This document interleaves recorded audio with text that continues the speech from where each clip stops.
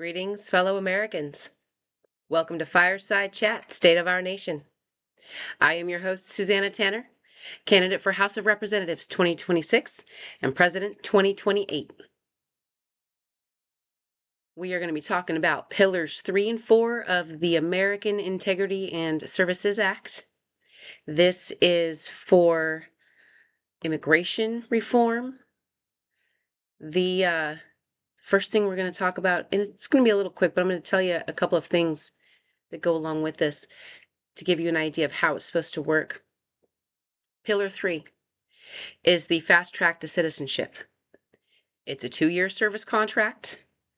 It's set up so that immigrants who are here already can have their contribution waived if they have already contributed to our economy. Any individual granted documented in progress status will enter into this 2-year contract for services or employment in areas critical to our national needs. Domestic worker priority, though. All job positions shall be offered to U.S. citizens first and LPRs for 15 days at least.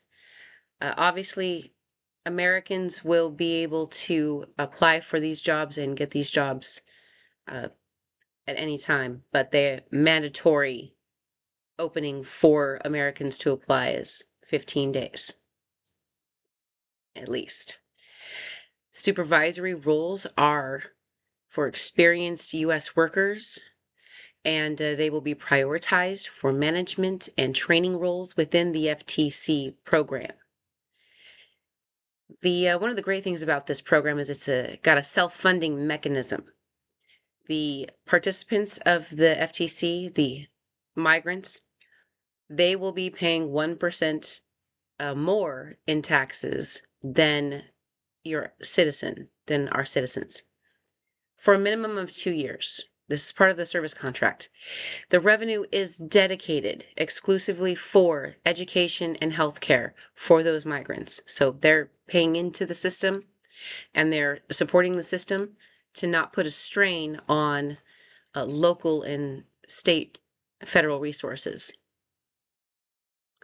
Now, the fast track to citizenship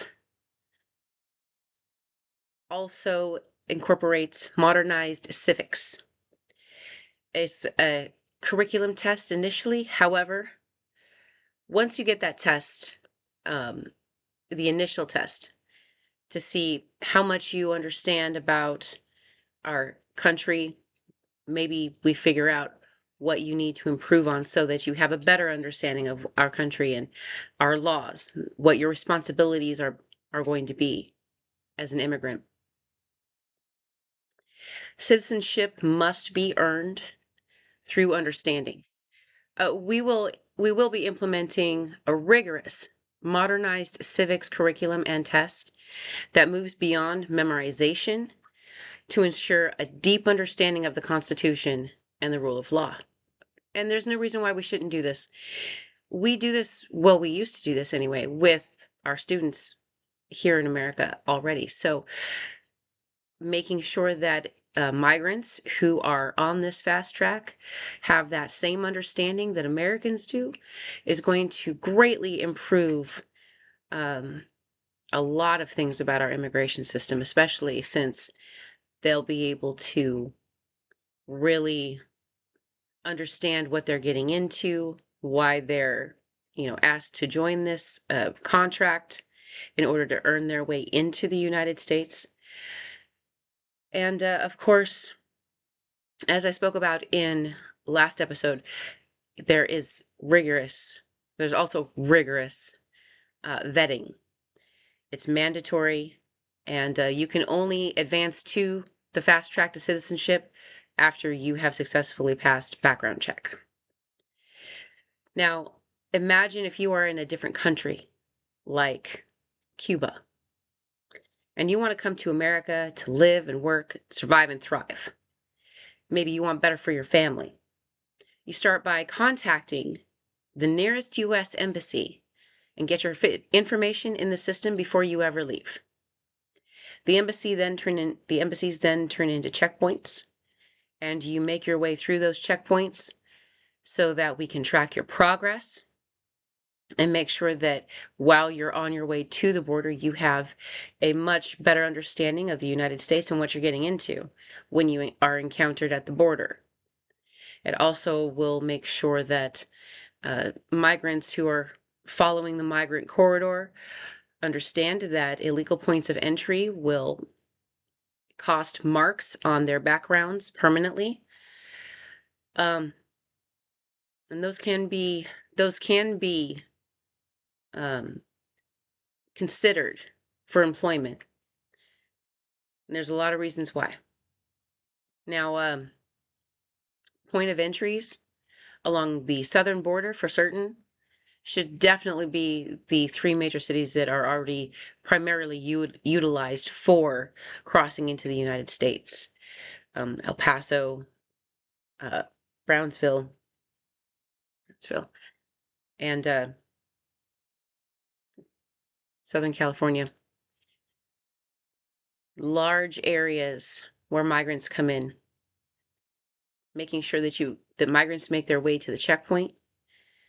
That's going to, to the point of entry. That's going to make sure that they're following the legal path. They're following the primary way to earn your way into the United States. Now, just as a reminder, the STEM visas are not eliminated. Those are important visas. We should not ever eliminate those. Now, this American Gateway replaces chaos with order. By moving the starting point of migration to our embassies and securing the route with international cooperation, we protect human life while ensuring the total security of our sovereign borders.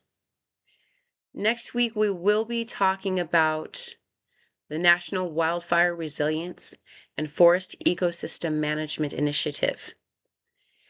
And this is going to play into, it's going to be beneficial to the FTC program because we really need to have our forests managed, our agriculture protected from natural disasters like wildfires. Even if they are started by humans, they're still massively disastrous. We've seen in recent years the devastation caused by such fires. It's time that we take care of our forests, and I have a initiative for that. We'll be talking about it next week, and how our immigration services will benefit this new initiative. That is all I have for today. Thank you for your time, and may our path lead to peace and prosperity.